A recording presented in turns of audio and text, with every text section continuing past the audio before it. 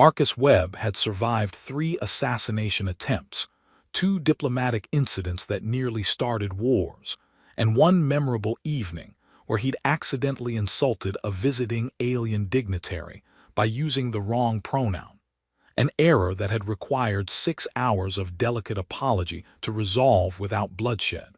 None of that had prepared him for the Varathi. The transport shuttle descended through Cathara's turbulent atmosphere, with the kind of turbulence that suggested the planet itself was angry about his arrival. Marcus gripped the armrest and tried to review his briefing materials for the 18th time, though by now he'd memorized every word. Varathi Cultural Overview, Classified, Diplomatic Corps Eyes Only. The Varathi Empire operates under a fundamental principle known as Shareth, loosely translated as absolute truth, or the way of honesty. This principle governs all Varathi communication, social interaction, and cultural expectations. Shareth requires complete honesty in all verbal and non-verbal communication. Lies, even social niceties or polite falsehoods, are considered the gravest form of dishonor. Varathi who violate Shareth are exiled or executed. Non-Varathi who violate it in official interactions are typically killed immediately. Diplomatic note: previous human diplomatic contact with Varathi has a 73% fatality rate. The primary cause of death is perceived dishonesty. Exercise extreme caution. Marcus closed the data pad and focused on breathing. In through the nose, out through the mouth, trying to ignore the fact that he'd built his entire career on the art of saying things without actually saying them. Strategic ambiguity. Careful omissions. The diplomatic skill of being technically honest while revealing absolutely nothing. All of which would get him killed the moment he opened his mouth in front of a Varathi. Approaching landing zone, the pilot announced, her voice crackling through the intercom. Good luck, Mr. Webb, you're going to need it. Thanks for the vote of confidence. I'm being honest, the Varathi appreciate that right. The shuttle settled onto a landing platform carved from dark stone that seemed to absorb light rather than reflect it. Through the viewport, Marcus could see the Varathi compound, a fortress that blended ancient architecture with technology centuries beyond human capabilities. Towers rose like broken teeth against a sky the color of old blood, and every surface bristled with weapons that tracked the shuttle with predatory precision. Welcome to Cathara, Marcus muttered, where everyone wants to kill you, but at least they're honest about it. He gathered his diplomatic case, checked his appearance in the shuttle's reflective surface, formal Earth Diplomatic Corps uniform, perfectly pressed, medals he'd earned through 16 years of not getting people killed, and tried to project confidence he absolutely didn't feel. The airlock hissed open, and heat hit him like a physical blow. Cathara's atmosphere was technically breathable for humans, but just barely. Too much nitrogen, not enough oxygen, and a sulfurous smell that made every breath taste like regret. A Varathi warrior waited at the base of the ramp. Marcus had seen them in briefing videos, but nothing prepared him for the reality. His cultural database suggested the ear positioning indicated female gender, stood at least 2 meters tall, her form encased in armor that seemed to shift colors in the dim light. The armor was beautiful in a deadly way, interlocking plates that suggested both ancient craftsmanship and impossible technology. But it was her ears that drew his attention. Long and pointed, sweeping back from her skull in an aggressive position that his briefings had specifically warned, meant either formal challenge or barely controlled hostility. Possibly both. Her eyes were silver, literally metallic-looking, and they fixed on Marcus with the focused intensity of someone deciding where to aim the first shot. Marcus Webb, she said, not a question. Her voice carried harmonics that his translator struggled with, rendering them as a slight echo. You are the human diplomat they sent to negotiate peace. Marcus descended the ramp carefully, aware that any misstep, literal or metaphorical, could be his last. I'm honored to. Do not lie, the words were flat, absolute. You are not honored, you are terrified. I can smell the fear sweat on you from here. Speak truth or do not speak at all. Every diplomatic instinct Marcus had screamed at him to deflect, to use careful language to mask his actual emotional state. But with Varathi, the usual rules were worse than useless. They were actively lethal. "You're right," he said, forcing himself to meet those silver eyes. "I'm terrified. Your species has killed 7 of the last 10 human diplomats sent to negotiate with you. I was specifically told that my predecessor lasted 4 days before saying something you considered dishonest and being executed for it. So yes, I'm absolutely terrified. But I'm here anyway because my government desperately needs a ceasefire, and apparently I'm the best option they have left." The Varathi warrior studied him for a long moment. Then, to Marcus's shock, her ears shifted slightly forward, an expression his briefing materials had tentatively identified as approval or interest. "Better," she said. "You speak truth about your fear rather than hiding it behind empty courtesy. This is progress. I am Commander Kirsha of the 3rd Legion. You will follow me." She turned and began walking toward the fortress without checking to see if Marcus was following. He hurried to keep up, his shorter legs struggling to match her longer stride. The compound interior was dimly lit, all dark stone and metal, with corridors that seemed designed to make visitors feel small and vulnerable. Varathi warriors lined the walls, guards, Marcus assumed, though they could have been decorative statues for all the movement they made. Each one watched him pass with those silver eyes, evaluating, judging, finding him wanting. "Your species," Kirsha said without turning around, "has a reputation for dishonesty. You use words to obscure meaning to say one thing while intending another. You call this diplomacy. We call it cowardice." Marcus bit back his first response, a diplomatic deflection about cultural differences and the value of tact. With Varathi, that would be exactly the wrong approach. "Some humans use language that way," he said instead. "I've been trained to do exactly that for 16 years. It's how I've survived in situations where being blunt would have gotten people killed. And now you are in a situation where being anything other than blunt will get you killed." She glanced back at him. "Can you adapt, or will you cling to your habits of deception until they destroy you?" "I don't know," Marcus admitted, "but I'm going to try. Trying is insufficient. You will either adapt or die. There is no middle ground with Shareth." They reached a meeting chamber that was somehow even more intimidating than the corridors. The room was circular, with a raised platform in the center where a single chair sat, clearly meant for Marcus. Around the perimeter, elevated positions looked down on the center, creating the impression of being in an arena or judgment circle. Kirsha gestured to the chair. "Sit. I will return shortly." "Wait," Marcus said before he could stop himself. "How long is shortly?"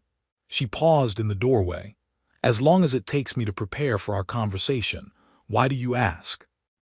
"Because in human diplomacy, making someone wait for extended periods is a power move, a way of establishing dominance. I'm trying to understand if that's what's happening here, or if you're being literal about returning shortly." Her ears shifted slightly, that forward position again. An honest question about cultural interpretation rather than passive acceptance of uncertain information. "You learn quickly, Marcus Webb." She considered. "I will return in approximately 1 of your hours. This is not a power move.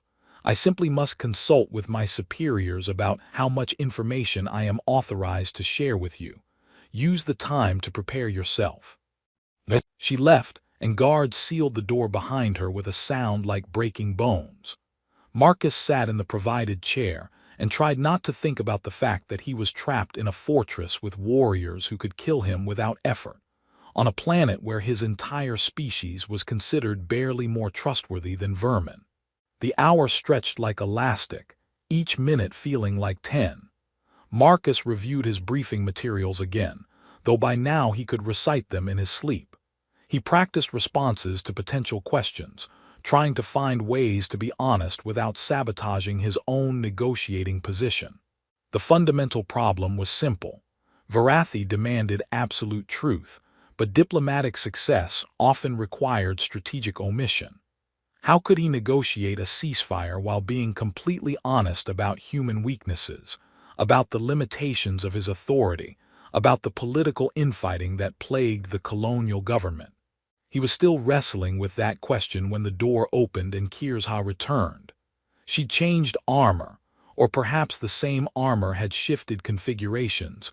Marcus couldn't tell, but something was different about her bearing. More formal, perhaps, more dangerous. "We will begin," she announced, taking a position across from him rather than in one of the elevated observation seats. "Your government has requested negotiation for a ceasefire in the Cathara sector. State your terms." Marcus had prepared an opening statement, carefully crafted language that acknowledged Varathi territorial claims while maintaining human interests, suggested compromise without showing weakness, projected confidence while remaining open to negotiation. He looked at Kirzha's silver eyes and threw out every word of it. "I don't have terms," he said bluntly. "I have desperate hopes and very little authority. The colonial government sent me here with authorization to agree to almost anything short of complete withdrawal, because they're losing this conflict badly and they know it. The Varathi are superior in ground combat. You control 3 of the 4 strategic positions on this planet, and our military command estimates we have maybe 3 months before we're forced into a full retreat that will cost thousands of lives." Kirzha's expression didn't change, but something in her posture shifted. "Continue." "I'm supposed to negotiate for a ceasefire that preserves human dignity and territorial interests. But honestly, I'll settle for a ceasefire that stops the dying. I don't care about dignity. I don't care about territorial pissing contests. I just want to find a way for both our peoples to stop killing each other long enough to figure out if coexistence is possible." He stopped, slightly appalled at himself. That was possibly the least diplomatic opening statement in the history of interstellar relations.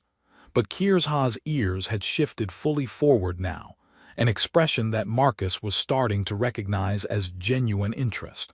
"You admit weakness," she said. "You acknowledge your poor negotiating position. You confess that you lack authority to make meaningful decisions. Why would you reveal these things?" "Because lying about them would be stupid," Marcus replied. "You're not idiots. You know the tactical situation better than I do. Pretending I have a strong position when I obviously don't would just waste both our time and probably get me killed for dishonesty." "Your previous diplomat attempted exactly that strategy," Kirzha said. "He presented demands as if humans held superior position. He used elaborate language to obscure the weakness of your military situation. He lasted 4 days before his deceptions became impossible to tolerate." "What happened to him?" "I killed him personally. It was a mercy. Others in my legion wanted him to suffer for the insult of his dishonesty." The casual admission should have terrified Marcus. Instead, he felt something almost like relief.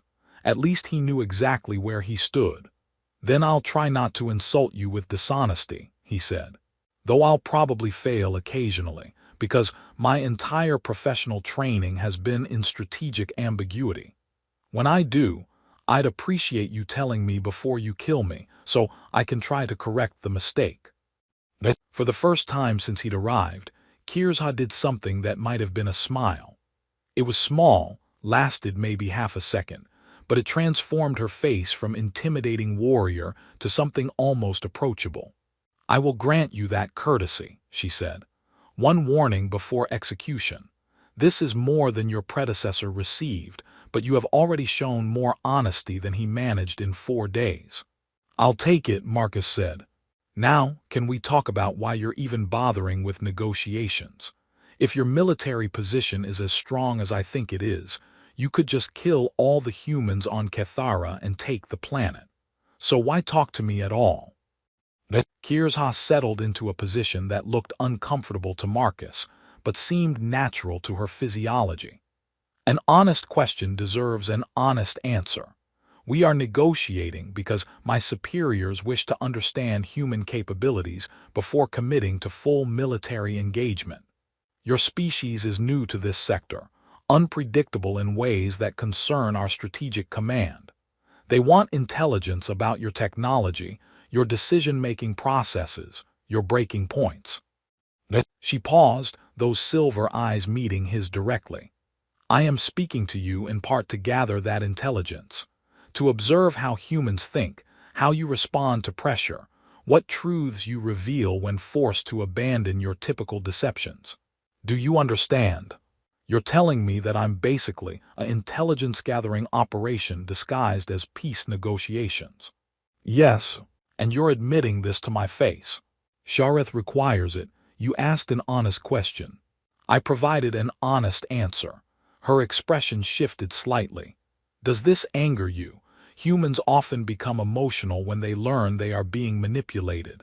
Marcus considered. In any normal diplomatic situation, this revelation would be catastrophic. But with Varathi, the brutal honesty was somehow less insulting than the polite lies he was used to. I'm not angry, he said slowly. I'm actually kind of relieved. At least I know what I'm dealing with. In human diplomacy, everyone has hidden agendas, but we all pretend we don't. It's exhausting. Your way is more direct. Your way is cowardice masquerading as sophistication, Kirzha said bluntly. But you are correct that honesty has tactical advantages. I will always know where I stand with you if you commit to Shareth. Deception creates uncertainty, which creates inefficiency. They talked for 3 more hours, and it was the strangest diplomatic negotiation Marcus had ever experienced. Kirzha was brutally honest about Varathi military superiority, about their contempt for human deception, about the internal debates within her command structure, about whether humans were worth negotiating with at all. In return, Marcus found himself being more honest than he'd been in any professional capacity in his life. He admitted when he didn't know things. He confessed the limitations of his authority. He acknowledged that his government was fractured and disorganized, that the colonial administration was more focused on political infighting than effective governance. It should have been professional suicide. Instead, he saw Kirzha's respect growing with each honest admission, her ears slowly shifting from aggressive positioning to something more neutral, almost curious. You are not what I expected from human diplomats, she said as their session finally wound down. You lack the elaborate deceptions of your predecessor. You admit ignorance rather than inventing confident falsehoods. This is, she paused, searching for a word her translator could render. Refreshing. I'm too terrified to be clever, Marcus admitted. All my usual tricks would get me killed, so I'm just being honest and hoping that's enough. Fear that produces honesty is superior to confidence that produces deception. She stood, and Marcus rose as well. Return tomorrow. Same time, we will continue these discussions. That means I'm not being executed. Not today. You have not yet violated Shareth in ways that demand death. Continue as you have been, and you may survive long enough to be useful. It was possibly the nicest thing anyone had ever said to him in a professional context. As guards escorted Marcus back to the human diplomatic quarters, a bunker on the edge of the Varathi compound that was only slightly less depressing than a prison cell, he reflected on the strange day he'd had. He'd abandoned every diplomatic technique he'd ever learned. He'd admitted weakness, ignorance, and fear. He'd allowed a potentially hostile alien warrior to use him for intelligence gathering while being completely honest about it. And somehow, he was still alive. More than that, he was actually looking forward to tomorrow's meeting. Because for all her intimidating warrior bearing and casual admissions of violence, Kirzha was the most honest person Marcus had met in 16 years of diplomacy. In a career built on beautiful lies and strategic omissions, there was something almost addictive about absolute truth, even if that truth might eventually get him killed. The human diplomatic quarters smelled like recycled air and failure. Marcus sat on the narrow bed, calling it a cot would be generous, and reviewed his notes from the day's meeting. Except notes was too formal a word for what he'd scrawled. Fragmented observations about Varathi body language, reminders about which topics seemed to earn respect versus which prompted aggressive ear positioning, and one marginalized comment that simply read, "Don't lie about anything ever." His comm unit chimed with an incoming message from Earth. Marcus hesitated before opening it, knowing it would be his supervisor demanding a progress report. The colonial government wanted results, preferably yesterday, and they didn't particularly care about the complexities of Varathi cultural protocols. From Director Sarachin, Diplomatic Corps to Marcus Webb, Cathara posting RE. Status update required. Webb, need immediate report on negotiation progress. Colonial governor demanding timeline for ceasefire implementation. What concessions have you secured? What are Varathi asking in return? When can we expect preliminary agreement? Also receiving concerning reports about your negotiating approach. Multiple sources indicate you're being overly forthcoming about human tactical weaknesses. Please confirm you're maintaining appropriate diplomatic discretion. Marcus stared at the message, then began typing a response that was honest, deleted it, tried again with more diplomatic language, deleted that too. Finally he settled on, from Marcus Webb to Director Chen RE, status update. Negotiations proceeding. Varathi cultural protocols require absolute honesty. Strategic ambiguity is interpreted as dishonesty punishable by execution. Previous diplomatic approach contributed to Attaché Morrison's death. Am adapting strategy accordingly. No concessions secured yet. Varathi are primarily gathering intelligence about human capabilities and decision-making processes. They have been completely transparent about this objective. Timeline uncertain. Will report progress as it develops. He sent it before he could second-guess himself, then immediately received a response. This approach is unacceptable. You are undermining our negotiating position by revealing weaknesses. Recommend immediate return to standard diplomatic protocols. That is an order. Marcus read the message 3 times, then carefully composed his reply.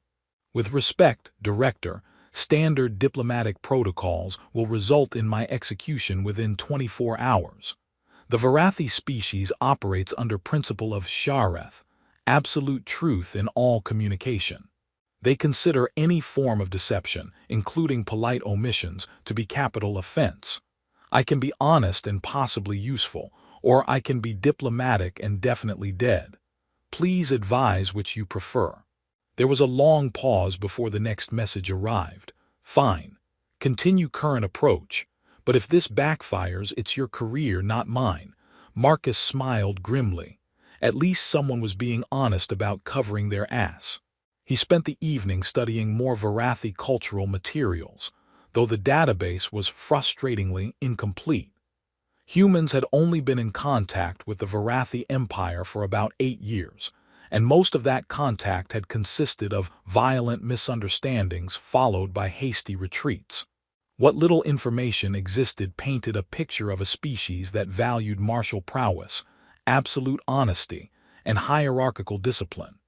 They had no concept of white lies, no tolerance for social niceties that obscured truth, no patience for the kind of careful word crafting that Marcus had built his career on. They also, according to the limited anthropological data, had virtually no cross-species diplomatic relationships. The Varathi dealt with other species primarily through conquest or mutual non-interference pacts. The idea of actual alliance, of genuine cooperation beyond strategic necessity, seemed foreign to their culture, which made Marcus wonder, why were they even bothering with these negotiations? Kirs-Ha had admitted they were gathering intelligence, but that didn't require extended diplomatic sessions. A few interrogations would be more efficient, unless there was something else going on. Something Kirs-Ha hadn't mentioned yet, or perhaps wasn't authorized to reveal. Marcus filed that question away for tomorrow and tried to sleep. It didn't come easily. The next morning, Marcus was escorted back to the meeting chamber by the same silent guards. Kirsha was already waiting, her armor somehow different again, darker, with patterns that seemed to shift when Marcus wasn't looking directly at them. "You survived the night," she observed. "This is promising." "I'm as surprised as you are," Marcus replied, settling into his designated chair. "Though I did receive some concerning messages from my superiors. Apparently being honest with you is considered undermining our negotiating position." "What did you tell them?" "That I could be honest and possibly useful, or diplomatic and definitely dead." He paused.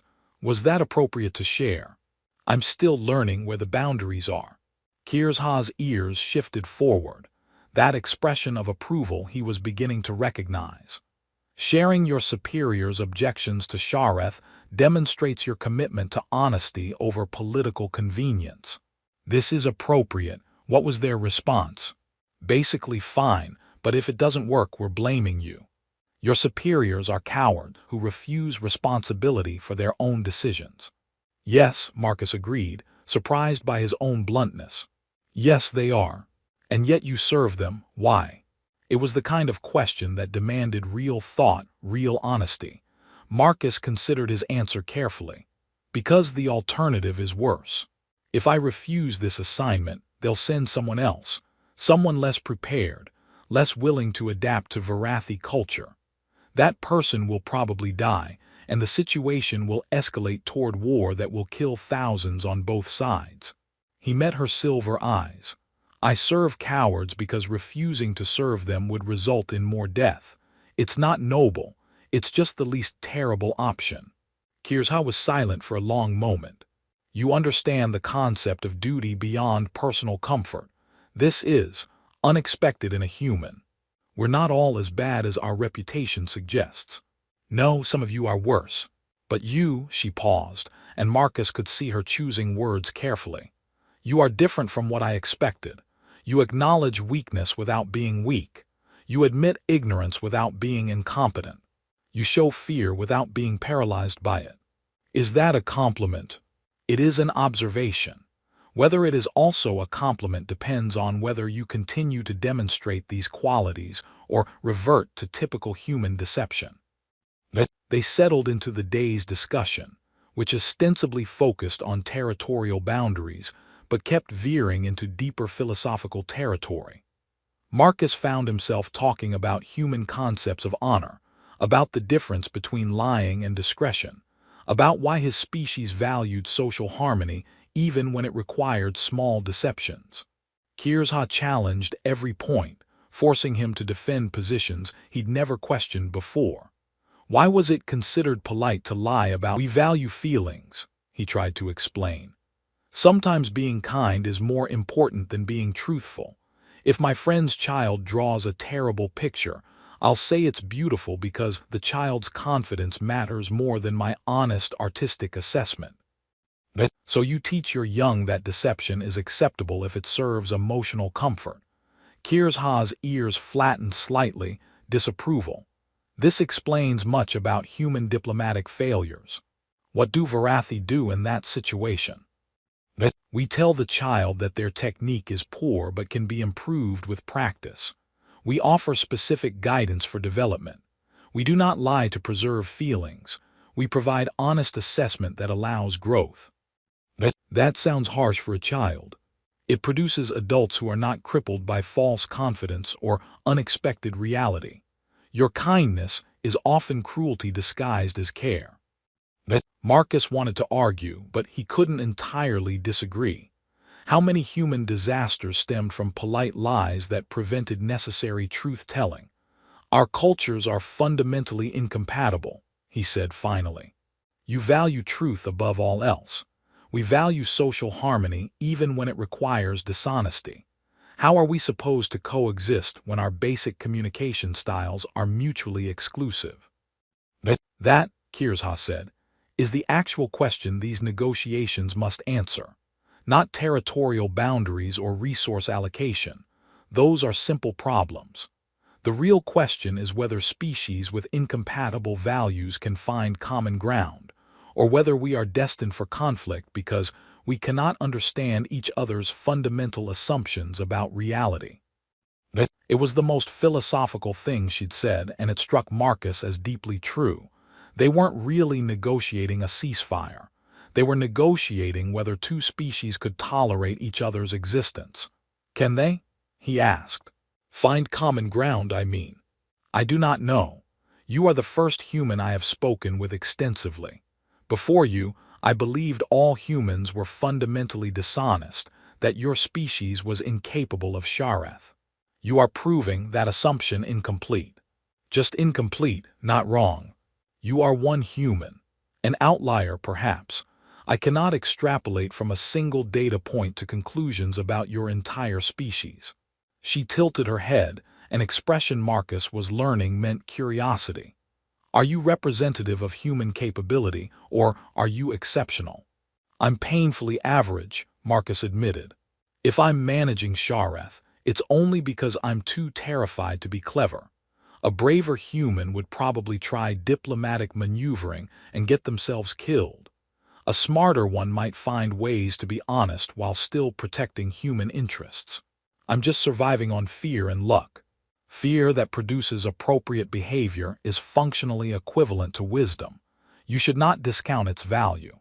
They talked for hours, the conversation ranging from practical ceasefire terms to abstract questions about truth and deception.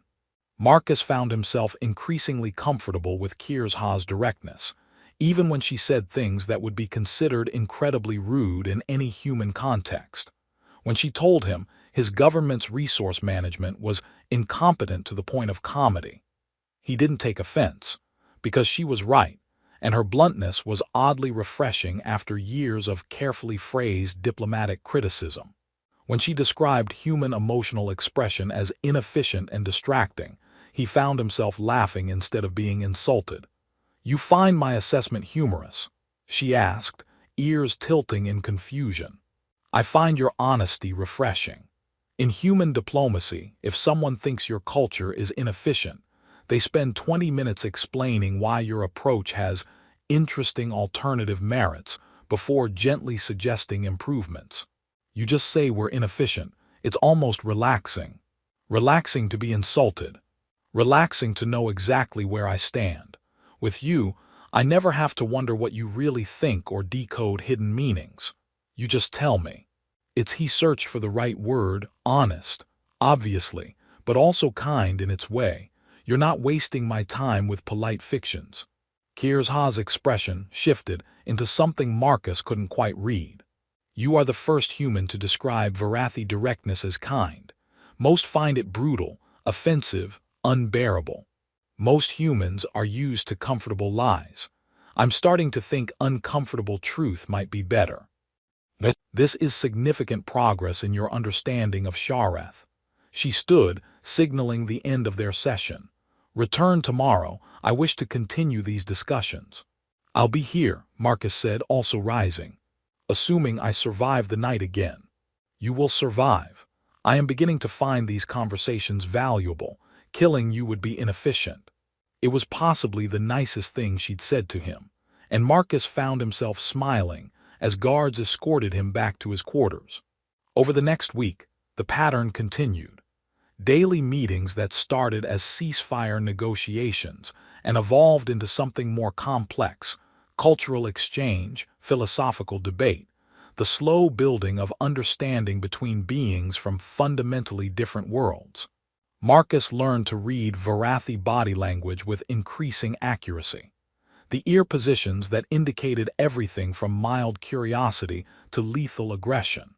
The subtle shifts in posture that suggested agreement or skepticism. The particular tone that meant Kirsha was about to challenge one of his assumptions and force him to defend it. He also learned things about Varathi culture that weren't in any briefing materials. That they had elaborate poetry traditions focused on battlefield victories. That their concept of family was more about warriors fighting together than biological connection. That they considered human romantic relationships baffling and somewhat embarrassing. All that emotional vulnerability displayed publicly seemed indecent to them. We do not share feelings as you do, Kirsha explained during one conversation. Emotions are private, not public performances. When Varathi mate, it is direct. Attraction is acknowledged, compatibility is assessed, bonds are formed. Your human courtship rituals, the games, the uncertainty, the elaborate deceptions about interest levels, this is incomprehensible to us. We call it romance, Marcus said. The uncertainty is part of the appeal, not knowing if feelings are returned, building tension. You build tension by lying about your feelings. Not lying exactly, more like not revealing them immediately. That is lying. Kirsha's ears flattened. You deliberately conceal truth about your emotional state to create artificial uncertainty. This is deception. Marcus wanted to argue, but from a Varathi perspective, she was right. Human dating was basically an elaborate game of strategic dishonesty. Okay, he admitted. You've got a point. But doesn't that make Varathi relationships kind of transactional? Where's the excitement if you just tell someone you're attracted and they immediately confirm or deny? The excitement is in the honesty, in knowing that when someone expresses interest, it is genuine, in trusting that acceptance or rejection is based on truth, not game playing. She paused. Your way seems exhausting. All that effort to hide what you feel, to decode what others feel. Why not simply speak truth and act on it? Because rejection is scary, Marcus said quietly. If you tell someone you're interested and they say no, that's final. There's no ambiguity to hide behind, no hope that maybe they just haven't realized their feelings yet. It's just no. And this is preferable to uncertainty, to not knowing if the person you desire feels the same.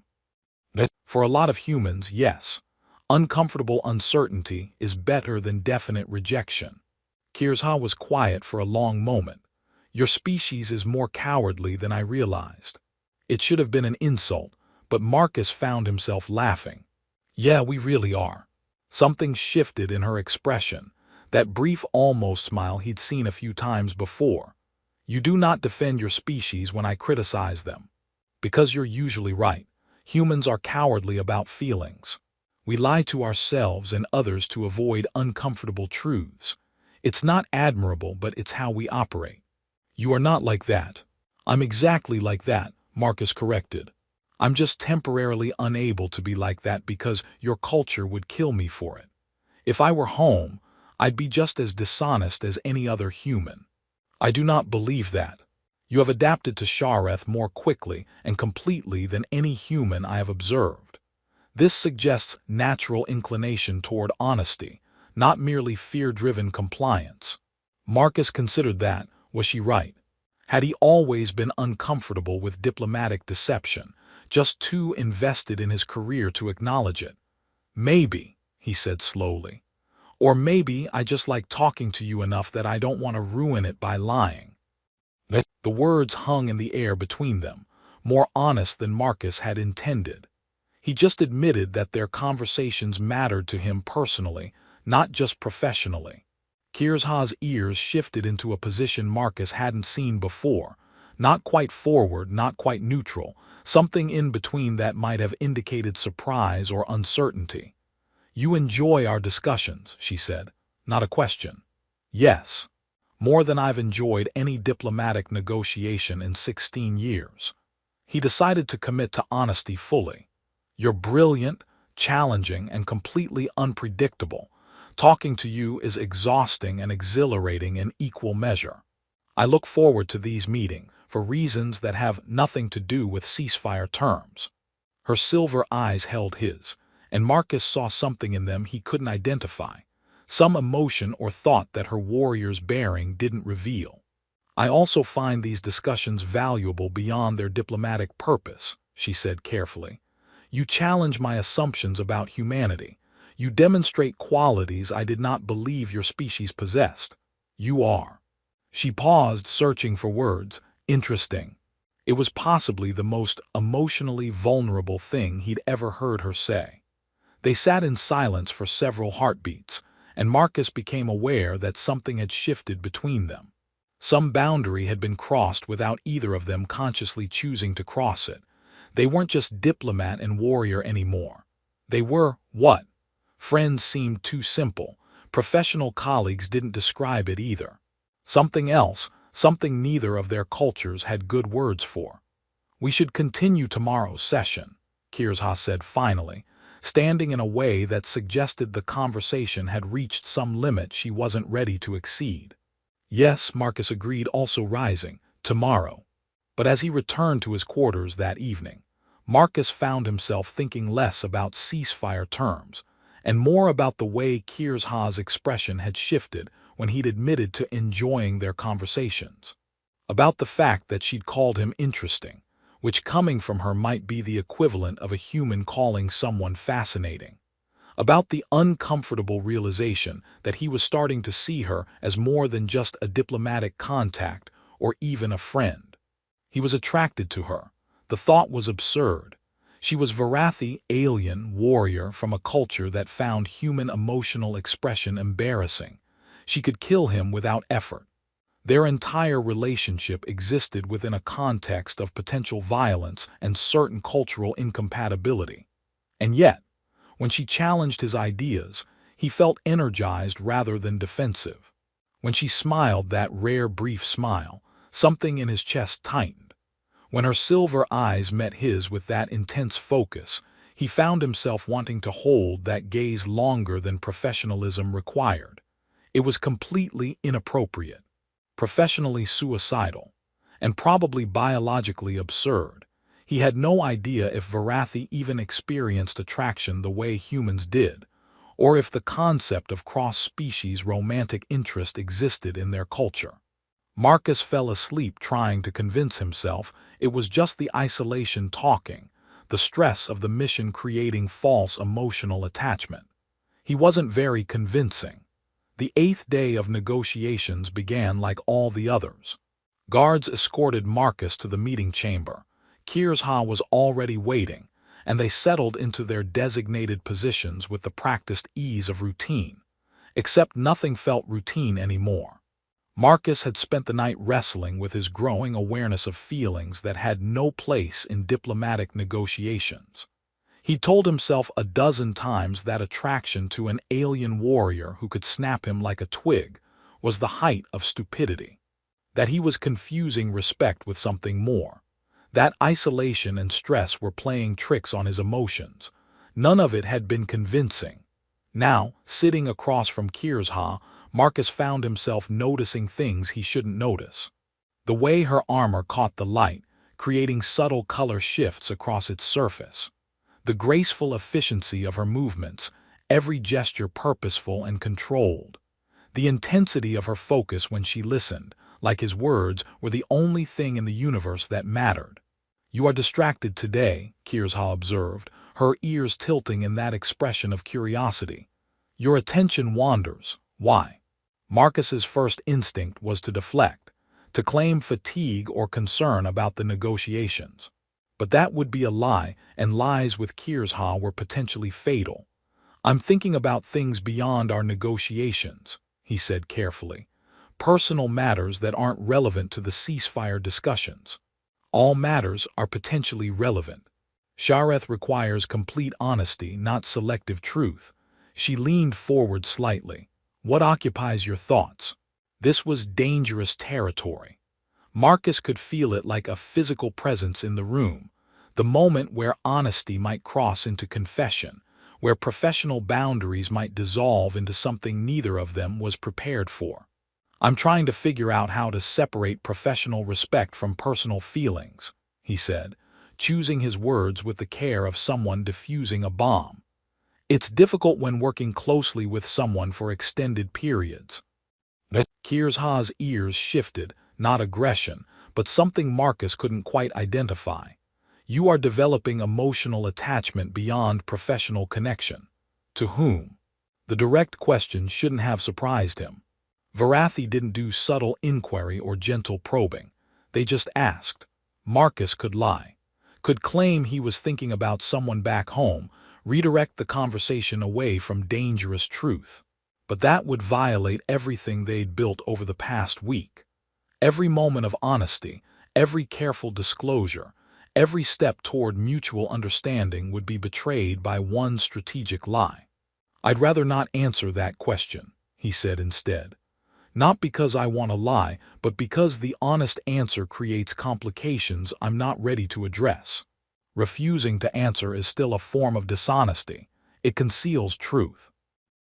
Then I'm in an impossible position. Answer honestly and create problems, or refuse to answer and violate Shareth. There's no good option." Kirzha studied him with those silver eyes, and Marcus could see her thinking, processing, reaching some conclusion he couldn't anticipate. "The personal feelings you are experiencing," she said slowly, "they involve me." It wasn't a question, just a statement of observed fact, delivered with characteristic Varathi directness. Marcus felt his heart rate spike, felt heat in his face that was probably visible to her enhanced senses. Every diplomatic instinct screamed at him to deny, to deflect, to find some clever way to redirect the conversation. But he'd committed to honesty, even especially when it was terrifying. "Yes," he said quietly, "they involve you." The silence that followed felt like standing on the edge of a cliff, gravity pulling at him. The ground so far below it might as well not exist. Kirzha's expression didn't change, but her ears shifted through several positions rapidly. Surprise, consideration, something else Marcus couldn't read. She stood abruptly, and he fought the instinct to flinch. "This is," she paused, turned away from him, "unexpected, complicated. I know, which is why I didn't want to address it. It's inappropriate, professionally destructive, and probably offensive to your culture." Marcus remained seated, his hands gripping the chair arms to keep them from shaking. "I apologize if acknowledging it has made you uncomfortable." "I am not uncomfortable." She turned back to face him, and there was something in her expression he'd never seen before, uncertainty, maybe, or confusion. "I am uncertain how to respond. Varathi do not experience." She stopped, started again. "We are not accustomed to emotional complications in professional relationships. Neither are humans, technically. We're just better at pretending they don't exist. And now you cannot pretend because Shareth requires honesty." Her ears flattened slightly. "This is a problem." "Yes, we must address it, or it will interfere with our negotiations." "Probably." Kirzha moved to the observation window, the only one in the chamber, showing the harsh landscape of Kethara beyond the compound walls. She stood there for a long moment, her back to Marcus, perfectly still in that way she had when thinking deeply. "Among Varathi," she said finally, "when such feelings arise, we address them directly. State the attraction, assess compatibility, make decision to pursue or decline. There is no ambiguity, no drawn-out uncertainty. This is efficient." That sounds terrifying from a human perspective. Your way is more terrifying. You hide feelings, create elaborate games of uncertainty, suffer through not knowing if attraction is mutual. How is that preferable? It gives you plausible deniability. If you never say what you feel, you can never be definitively rejected. Cowardice. She turned back to face him. "But you have already spoken truth. You have acknowledged feelings. By Varathi standards, you have initiated the process. I must now provide honest response." Marcus's mouth went dry. "You don't have to, this isn't. I wasn't trying to initiate anything. I was just being honest because you asked. Intention is irrelevant. You have spoken truth about attraction. I am required by Shareth to respond with equal truth." She moved closer, and Marcus had to tilt his head back to maintain eye contact. "I have also experienced feelings beyond professional respect. You interest me in ways I did not anticipate. Your mind challenges mine. Your honesty, however difficult it is for you to maintain, demonstrates courage. Your presence has become," she paused, searching for words, "something I look forward to beyond its diplomatic utility." The confession hung in the air between them, as honest and direct as everything else she said. No poetry, no romantic language, just truth delivered with characteristic Varathi bluntness. It was possibly the most romantic thing Marcus had ever heard. "So we're both attracted to each other," he said, his voice slightly unsteady. "Now what? Now we must decide if we pursue this attraction, or set it aside in service of our professional obligations. Can we do both? Keep things professional while acknowledging that there are personal feelings underneath?" "I do not know. Varathi do not have experience with this type of situation. We do not typically form emotional attachments to other species." "Humans don't either," Marcus admitted. "There are protocols against diplomatic personnel becoming romantically involved with their negotiating counterparts. It's considered a massive conflict of interest. Then we are both violating our respective cultures' expectations merely by having this conversation." "It seems like it." They stood there, Marcus still seated, Kirsha looming over him but somehow not threatening, both grappling with a situation neither had been trained for. "I must consult with my superiors," Kirsha said finally. "This situation requires guidance beyond my authority." Panic spiked through Marcus. "Wait, you're going to tell them about the attraction? Shareth requires honesty in all communications. I cannot conceal this from my command structure." "But I don't know what they'll do, but it can't be good. They might remove you from negotiations, or execute me as a corrupting influence, or they will respond according to Varathi protocols. I cannot predict what those protocols are because this situation is unprecedented." She moved toward the door. "But concealing truth would be greater violation than whatever complications honesty creates. My career will be destroyed if my superiors find out." "Then do not tell them." "But you'll tell yours." "I must. Lying to my commanders would violate Shareth and dishonor my position." She paused at the door. "Your species allows strategic deception of superiors." "Not allows exactly, but we don't have cultural requirements for complete honesty in all situations. I can choose what to report and what to keep private. This is the fundamental difference between our species. We cannot understand how you tolerate such pervasive dishonesty." She opened the door, guards appearing instantly. "I will return tomorrow with my superior's guidance. You should use this time to decide what you wish to do with these feelings we have acknowledged." She left, and Marcus sat alone in the chamber, his mind racing through implications and consequences. He just confessed attraction to an alien warrior. She'd confessed mutual attraction. She was now reporting this to her military command, who would make decisions that would affect both their lives based on criteria Marcus couldn't begin to understand. And he had to decide whether to report it to his own superiors, knowing it would likely end his diplomatic career and possibly get him recalled to Earth in disgrace. Honesty versus self-preservation. Truth versus strategic silence. Shareth versus every professional instinct he developed over 16 years. Marcus returned to his quarters and stared at his comm unit for an hour before finally composing a message from Marcus Webb to Director Chen Re, personal complication. Situation has developed that may affect negotiations. Will provide full report when I better understand implications. Request guidance on protocols regarding diplomatic personnel, developing personal connections with negotiating counterparts. It was vague enough to maintain some deniability, while being honest enough that he wouldn't feel like a complete hypocrite. A compromise between Shareth and human diplomatic practice. Chen's response was immediate. "What kind of personal connections? Be specific." Marcus stared at the message, knowing that specificity would doom him. He could lie, claim it was just friendly rapport building. Could minimize the situation, frame it as professional respect that his superiors were misinterpreting. Or he could be honest and face the consequences. His fingers hovered over the keyboard for a long moment before he finally typed.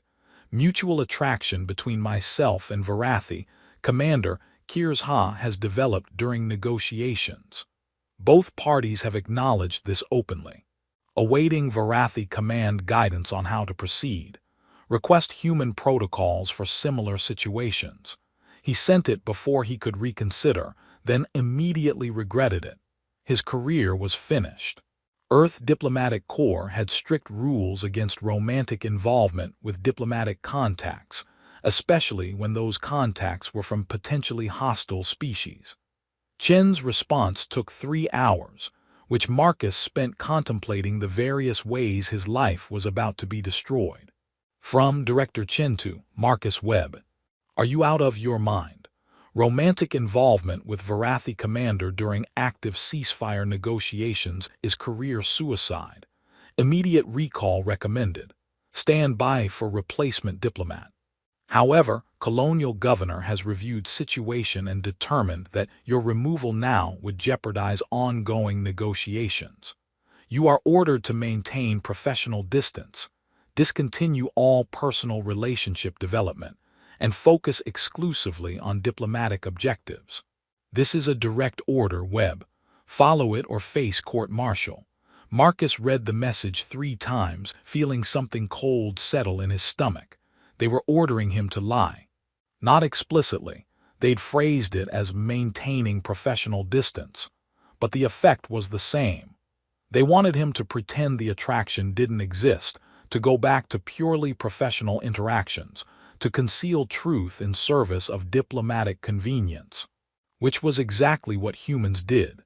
Exactly what Kirzha had identified as their fundamental cowardice. He could follow orders, protect his career, maintain the comfortable fiction that he and Kirzha were nothing more than diplomatic counterparts. Or he could commit fully to Shareth, even if it meant defying his own command structure. Marcus spent the rest of the day wrestling with the decision. By evening, he'd reached a conclusion that terrified and exhilarated him in equal measure.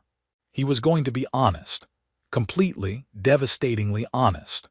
Whatever consequences followed, career destruction, court-martial, complete professional ruin, he would face them rather than betray the principles he'd been living for the past week. Because Kirzha was right. Humans were cowards about truth. They hid behind comfortable lies and called it civilization. But Marcus had discovered something in his week of Shareth. Honesty was harder than deception, but it was also cleaner. More real, more alive. Even if it destroyed him, he wouldn't go back to strategic ambiguity and diplomatic word games. He'd rather be honest and ruined than dishonest and safe. The decision settled over him like armor, uncomfortable but necessary. He slept better than he had in days. The 9th morning arrived with the weight of consequence. Marcus was escorted to the meeting chamber as usual, but this time Kirzha wasn't alone. 3 senior Varathi officers stood with her, older warriors whose armor bore honors that suggested centuries of service. Their silver eyes fixed on Marcus with varying expressions of curiosity, skepticism, and what might have been hostility. Marcus's heart hammered, but he kept his expression neutral as he took his designated seat. Marcus Webb, the eldest warrior began, her voice carrying authority that made Kirzha seem almost junior by comparison. I am General Sarethkin. Commander Kirzha has reported an unusual development in your negotiations. Before we address it, I require confirmation from you. Have you developed personal attraction to Commander Kirzha? Direct. No preamble, no diplomatic softening, just the question. Marcus took a breath and committed to his decision fully. Yes, General, I have. And you acknowledge this knowing it violates your species' professional protocols. Yes. Why did you not conceal it? Your superiors could not have known if you had maintained appropriate discretion. Because concealing it would violate Shareth. I've spent the past week learning to value honesty over strategic deception. I won't abandon that principle now, even if honesty is professionally destructive. The general's ears shifted, forward, interested. You would sacrifice your career for adherence to Varathi cultural principles. I would sacrifice my career to avoid being a hypocrite. I've criticized human dishonesty repeatedly during these negotiations. It would be profoundly dishonest to then practice exactly that dishonesty when it became convenient. General Sarethkin turned to Kirzha. Your assessment of the human's commitment to Shareth. Genuine, Kirzha said without hesitation. He struggles with honesty because his training opposes it, but he consistently chooses truth over comfort. This confession supports that pattern. And you have also developed attraction to him. Yes, General. Despite initial skepticism about his species, I find myself interested in him beyond professional context. His mind challenges mine. His commitment to honesty, however difficult for him, demonstrates courage worthy of respect. The general studied them both, her expression unreadable. This is unprecedented. Varathi do not form emotional bonds with other species. It suggests either exceptional circumstances or profound failure in judgment. Marcus kept silent, knowing that defending himself would likely make things worse. However, the general continued, Shareth requires us to address truth honestly rather than suppress it because it is inconvenient. You have both acknowledged mutual attraction. This truth exists regardless of whether we approve. The question is how we respond to it. She turned to one of the other officers. Commander Thalen, your analysis. The second warrior, male, with scars suggesting extensive combat experience, spoke in measured tones. From strategic perspective, this attraction creates leverage. If human diplomat is emotionally invested in Commander Kirzha's well-being, it makes him more cooperative, easier to manipulate toward favorable terms. That is calculating but not honest, the general said. Shareth does not permit exploitation of emotional vulnerability, even in enemies. With respect, General, the human is not our friend either. Using available leverage is standard practice. Not when that leverage violates the principles we claim to uphold. She turned to the third officer. Commander Vera, your thoughts. The third warrior, female, younger than the others but still clearly experienced, considered before speaking. I find myself curious about this development. If human and Varathi can form genuine emotional connection, it suggests our species are less fundamentally incompatible than we believed. This could have implications beyond these negotiations. You propose what? Cross-species emotional bonding as diplomatic strategy. I propose we do not suppress truth, because it is uncomfortable or unprecedented. That would violate Shareth more profoundly than any emotional complication. The general was silent for a long moment, her ears moving through various positions as she considered. Finally, she addressed Marcus and Kirzha together. This situation requires testing. You will both remain in your current positions. Negotiations will continue. But the personal attraction you have acknowledged will not be suppressed or concealed. Doing so would violate Shareth. Instead, you will address it honestly. If it strengthens your connection and improves diplomatic outcomes, we will consider it beneficial. If it creates destructive complications, we will intervene. She focused on Kirzha specifically. You are ordered to pursue honesty in all aspects of this relationship. If the attraction deepens, acknowledge it. If it proves incompatible with professional duties, admit that. No concealment, no strategic manipulation. Complete transparency. Yes, General. Then to Marcus. Your superiors have ordered you to maintain professional distance. What will you do? I will maintain honesty, Marcus said quietly. My superiors' orders require dishonesty, pretending feelings don't exist, concealing truth for strategic advantage. I can't do that anymore. I'll face whatever consequences they impose, but I won't lie about this. Even if it destroys your career. Even then, the general's expression shifted into something that might have been approval. You have committed to Shareth more completely than any human I have observed. This is either profound courage or spectacular foolishness. Time will reveal which. She gestured to her fellow officers. We will report to High Command that negotiations continue under unusual but potentially valuable circumstances. Commander Kirzha, proceed as you see fit. But remember truth in all things or you dishonor your position. The senior officers departed, leaving Marcus and Kirzha alone in the chamber. They sat in silence for several heartbeats, both processing what had just occurred. "That went better than I expected," Marcus said finally. "My superiors value Shareth above comfort. They will not suppress truth simply because it is complicated." Kirzha studied him carefully. "You defied your own command structure. This will have severe consequences for you." "Probably, but I couldn't do what they asked. Couldn't pretend this doesn't exist just because acknowledging it is inconvenient. You have become more Varathi than human in your commitment to honesty. I've become someone I can actually respect. That's worth whatever consequences follow."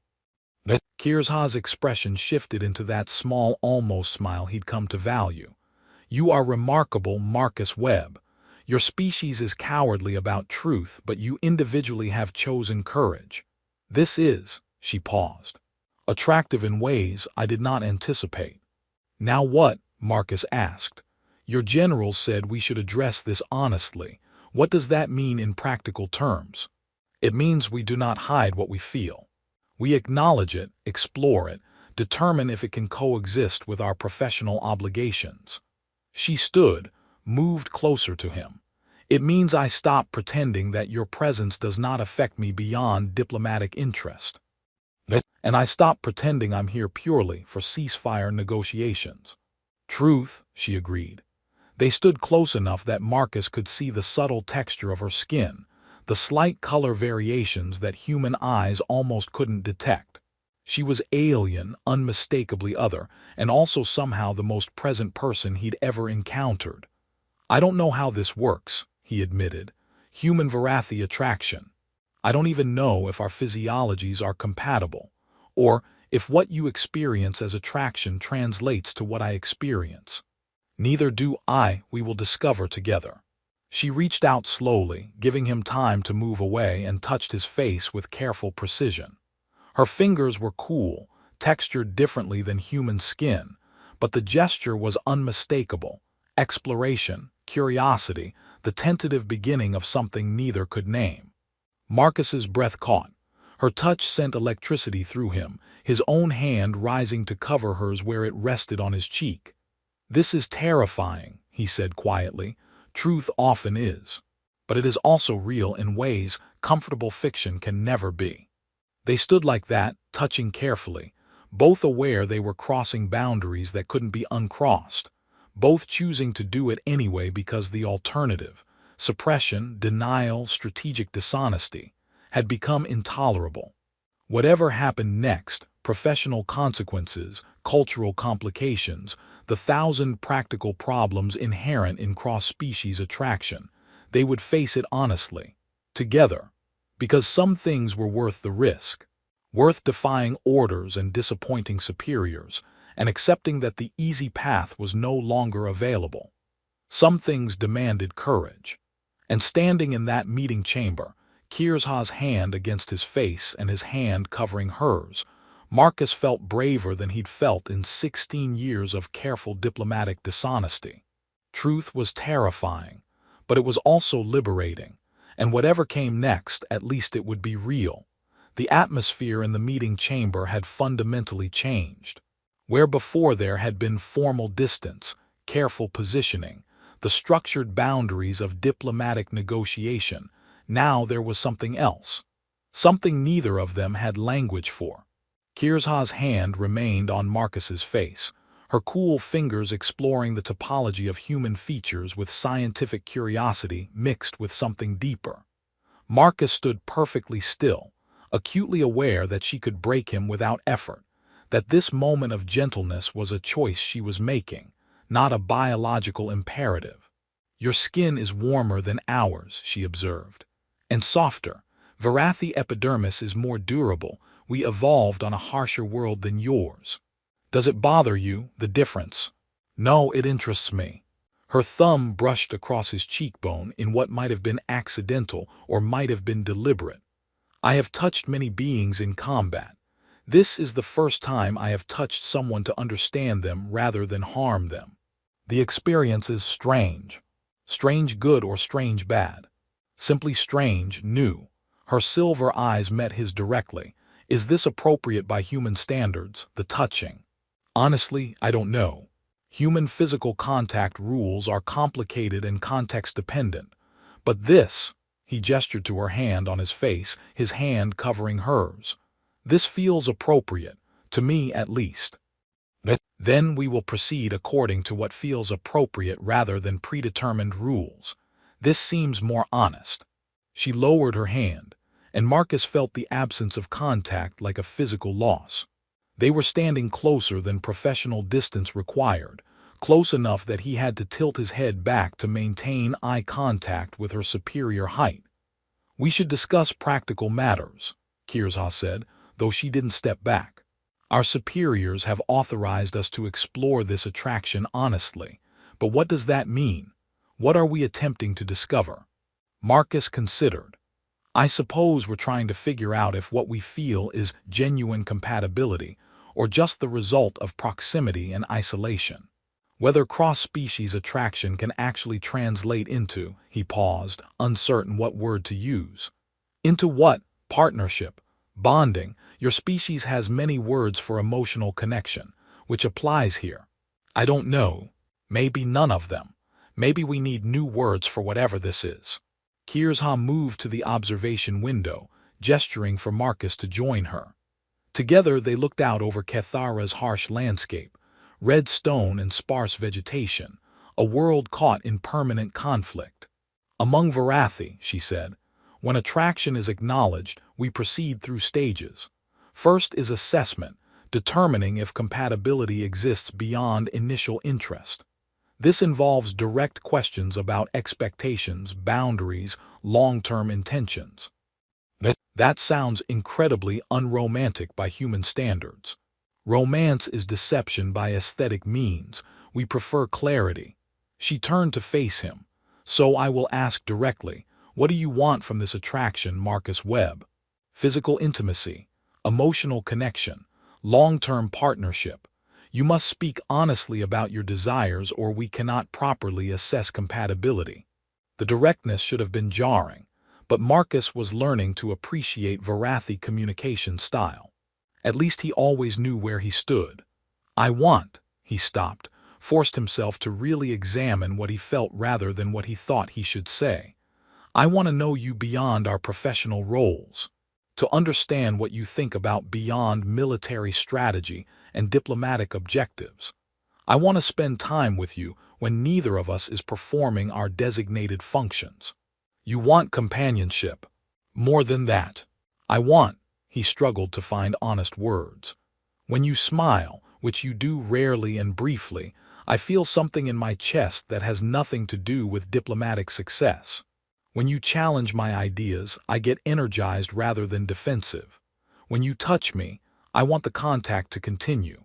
So yes, companionship, but also attraction that includes physical desire, emotional investment, the whole complicated human mess of wanting someone."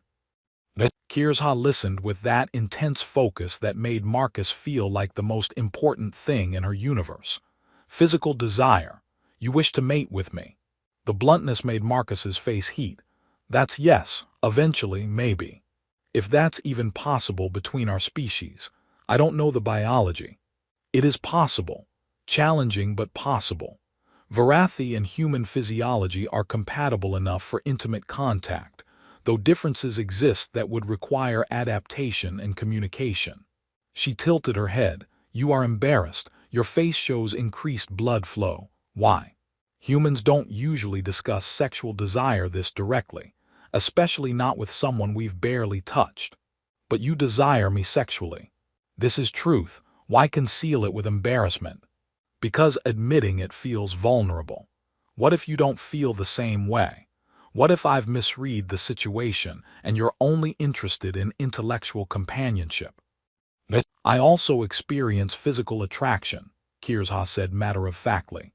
"Your form is aesthetically pleasing by human standards, which translates to interesting to my perception. Your mind attracts me more than your body, but physical desire exists as component of overall interest. I would engage in intimate contact with you if circumstances permitted." She delivered this information with the same tone she might use to discuss tactical deployments, and somehow that made it more intimate than any poetic declaration could have been. "Okay," Marcus said, slightly breathless. "So we're mutually attracted physically and intellectually. That's good to establish. Now we must address practical complications. You are human, I am Varathi. You serve Earth Diplomatic Corps, I serve Varathi Military Command. Our cultures are fundamentally incompatible in many ways. Our physiologies differ significantly. The political ramifications of cross-species relationship between diplomatic counterparts are severe for both our careers. You're making a very compelling argument against pursuing this. I am stating obstacles honestly so we can determine if they are surmountable or insurmountable." Her expression shifted into something more serious. "I do not engage in relationships lightly, Marcus. If we proceed beyond mutual attraction into actual partnership, I will commit fully. Varathi do not practice casual connection. We bond completely or not at all. You must understand what you are agreeing to." "And what am I agreeing to?" "To partnership that supersedes professional obligations when they conflict. To honesty that may be painful or inconvenient. To commitment that does not waver because circumstances become difficult." She paused. "In Varathi culture, bonded partners are considered single unit. What affects one affects the other. Challenges to your honor become challenges to mine. Your failures reflect on me as mine reflect on you. This is not casual human dating. This is binding commitment." Marcus felt the weight of what she was describing. It was more serious than human engagement, closer to marriage but without the cultural ritual surrounding it. Just a decision to be bound, made honestly and completely. "That's terrifying," he admitted. "Yes, but is it acceptable to you?" He thought about his life before Kethara. 16 years of diplomatic service, where he'd carefully maintained professional distance from everyone, where relationships were strategic alliances or casual connections that dissolved when convenient, where he'd been successful and respected, and also fundamentally alone. He thought about the past week with Kirsha, the exhaustion of honesty mixed with the exhilaration of being truly seen. The way she challenged him to be better than his training, braver than his instincts. The unexpected joy of someone who never lied to him, even when truth was uncomfortable. "I don't know if I can commit to something that binding," he said slowly. "Not because I don't want to, but because I don't know if I'm capable of it. Humans aren't trained for that level of commitment. We're taught to preserve options, maintain independence, protect ourselves from complete vulnerability. Then you must decide if you can overcome that training, because I will not accept partial commitment. Either you are willing to be fully honest and fully present in this partnership, or we should acknowledge mutual attraction but not pursue it further." The ultimatum was delivered without anger or manipulation, just truth. Kirsha wouldn't compromise on this because compromise would violate her fundamental principles. Marcus could feel the decision point approaching like a physical force. He could step back now, preserve professional distance, protect his career and emotional safety. Or he could step forward into something terrifying and unprecedented and completely honest. His comm unit chimed. Director Chen, no doubt demanding another update, probably threatening more severe consequences for his continued defiance of orders. Marcus silenced it without looking. "I'm going to be honest with you," he said. "In a way I've never been honest with anyone. I'm terrified of what you're offering.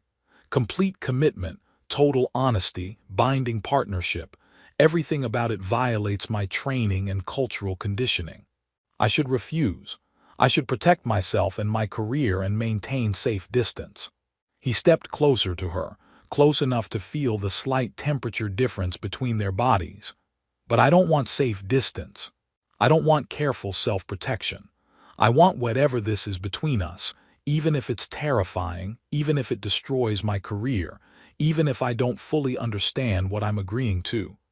He met her silver eyes directly. "I want to try. To commit fully, to be as honest as you need me to be, to see if I'm capable of the kind of partnership you're describing. I might fail. I might revert to human patterns of partial commitment and strategic self-preservation. But I want to try.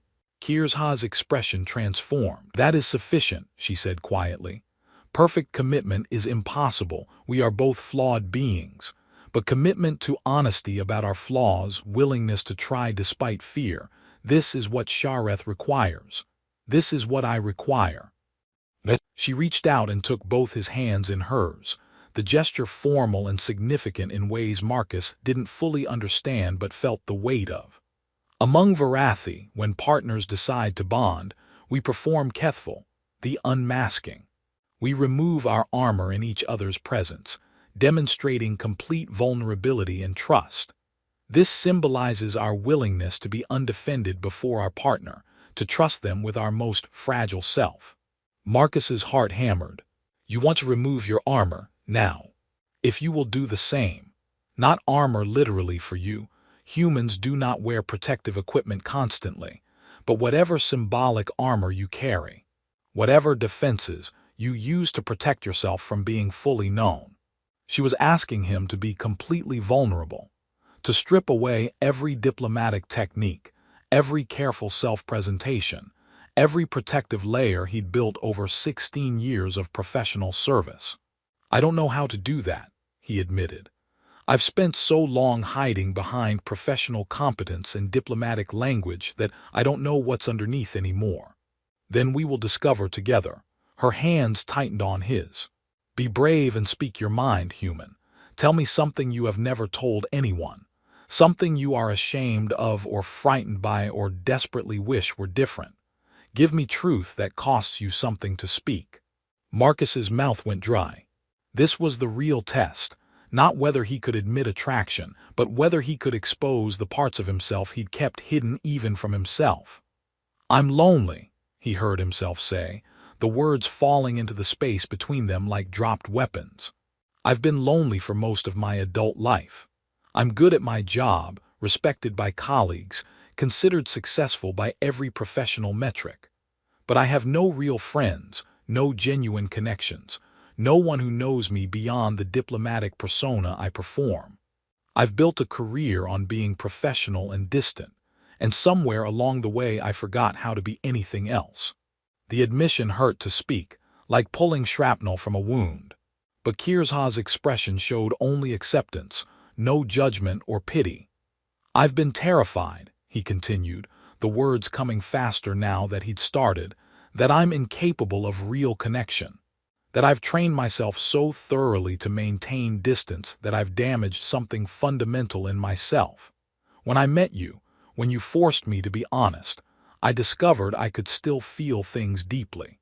That underneath all the diplomatic training, there's still a person capable of genuine emotion. And that terrifies me because it means I've been wasting years hiding from the very thing I needed most. He stopped, slightly shocked by his own honesty. He just confessed his deepest insecurity to an alien warrior he'd known for less than 2 weeks. Kirsha's hands released his, and for a moment Marcus thought he'd gone too far, shared too much. Then she reached for the seals of her ceremonial armor. I understand your loneliness, she said, beginning to remove the heavy shoulder plates. Varathi warriors are trained in isolation, discouraged from emotional attachment, taught that connection weakens combat effectiveness. I have spent my adult life surrounded by fellow soldiers and utterly alone. The shoulder plates came off, set aside with ceremonial care. Then the chest piece, unlocking with a sound like breaking promises.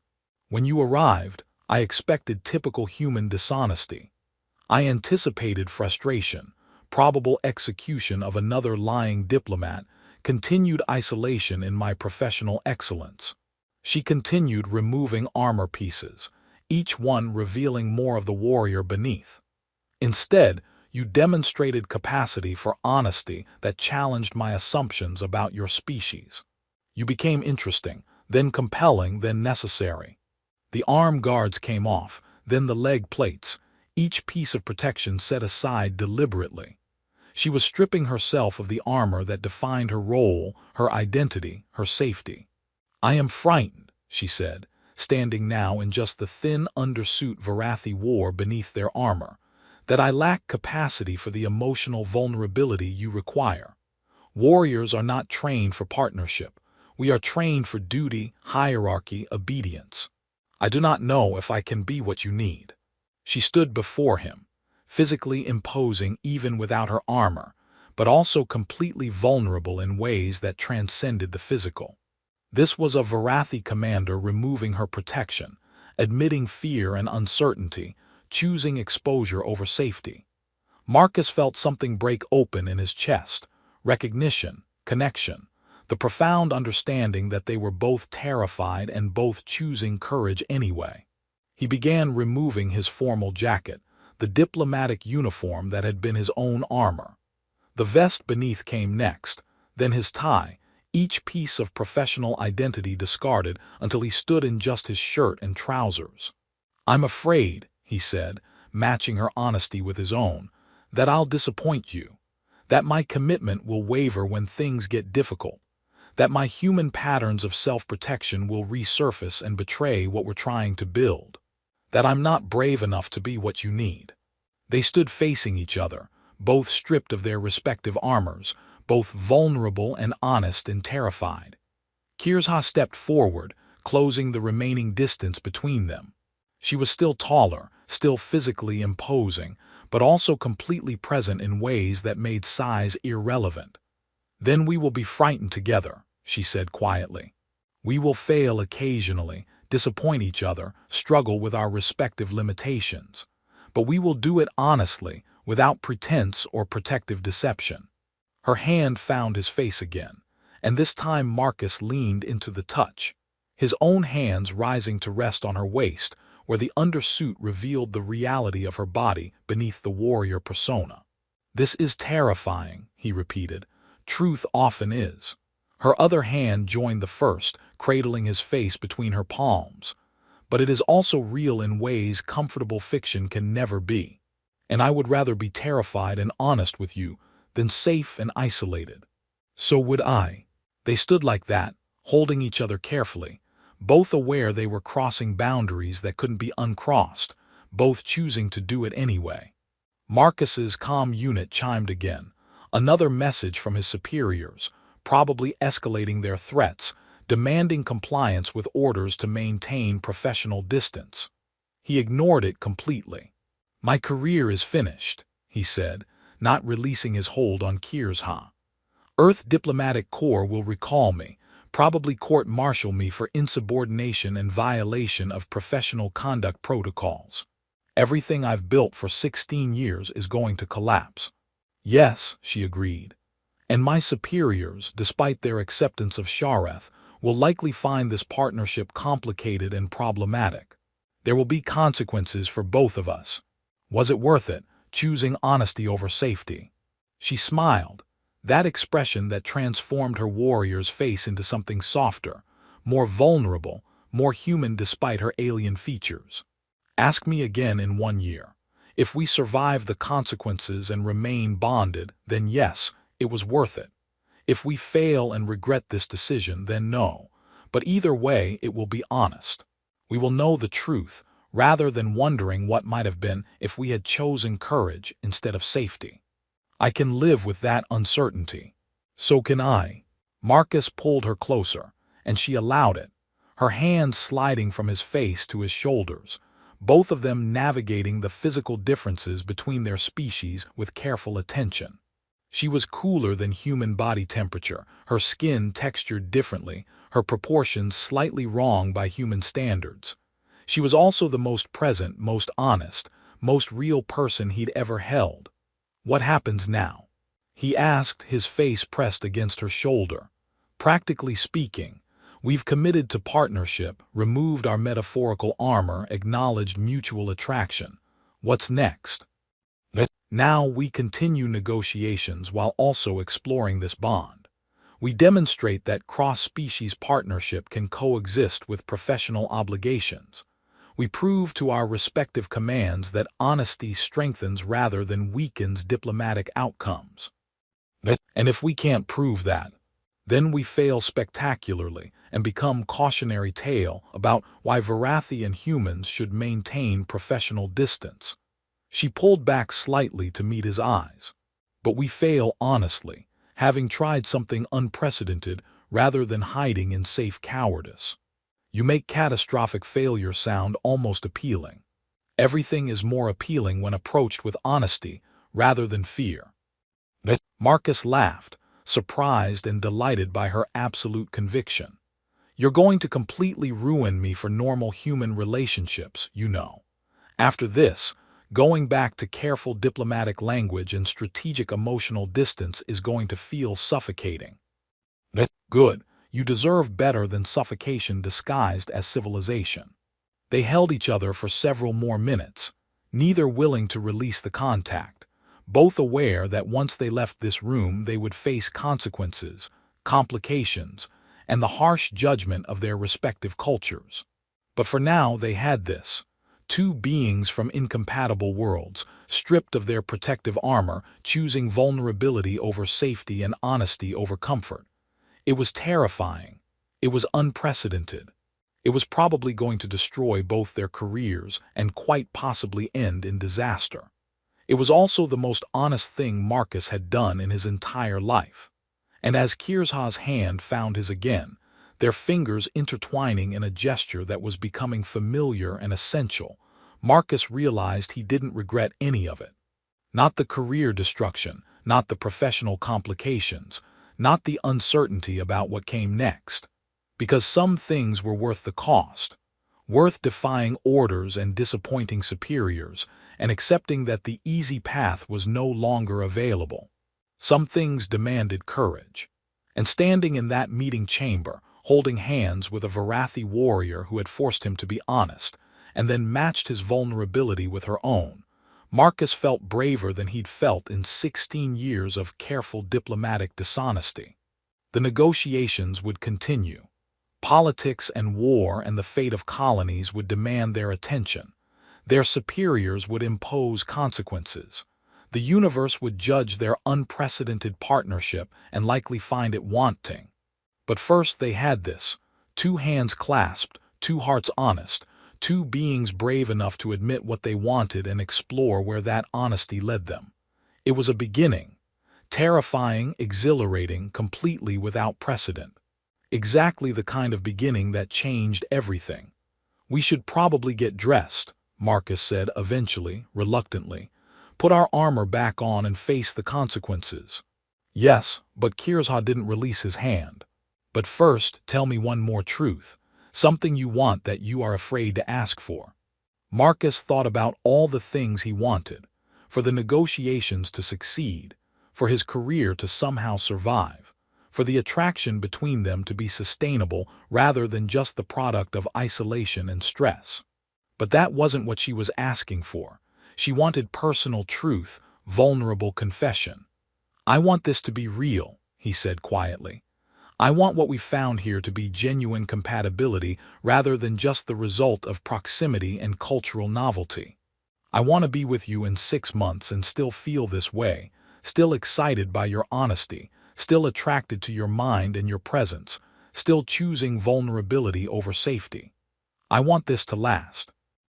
Kirzha's expression softened completely, the warrior dissolving into the person underneath. So do I, she said, and it was possibly the most vulnerable admission she'd made. I want to discover if what I feel now is sustainable or if it will fade when novelty wears away. I want to be worthy of your honesty and your commitment. I want to be more than just the Varathi who forced you to speak truth.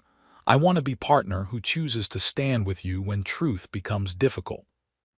Then we'll try, Marcus said. We'll be honest, we'll be brave, we'll fail occasionally and succeed sometimes, and we'll see if unprecedented cross-species partnership can actually work. Together.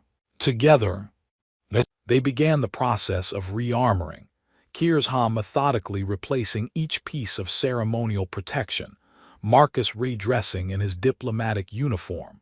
But something fundamental had changed. The armor didn't fit quite the same way now that they'd chosen to remove it, now that they knew what vulnerability felt like. When they were both fully dressed again, Kirsha paused at the door. "Tomorrow, we resume negotiations. Our superiors will be watching closely, judging whether personal connection strengthens or weakens our professional effectiveness. What do you think they'll find?" "I think they will find two beings who are committed to honesty in all aspects of their relationship, personal and professional.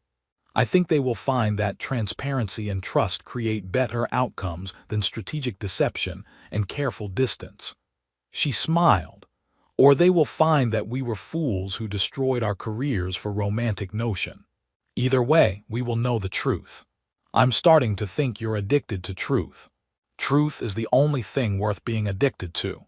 Marcus followed her out of the meeting chamber, acutely aware that everything had changed. He'd committed to partnership with an alien warrior. He'd defied direct orders from his superiors. He'd chosen honesty over career safety and vulnerability over protective distance. His comm unit showed 17 messages from Director Chen, each one apparently more threatening than the last based on the subject lines. He'd deal with those later, or possibly never. The idea of returning to careful diplomatic language after experiencing Varathi honesty felt impossible now.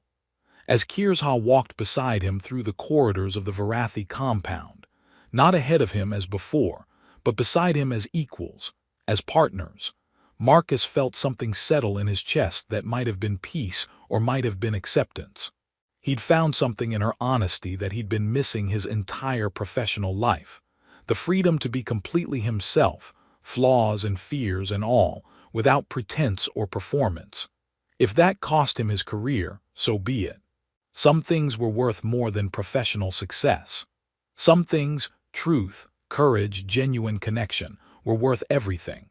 And as they reached the point where human and Varathi territories divided, where Marcus would return to his quarters and Kirsha to hers, she paused.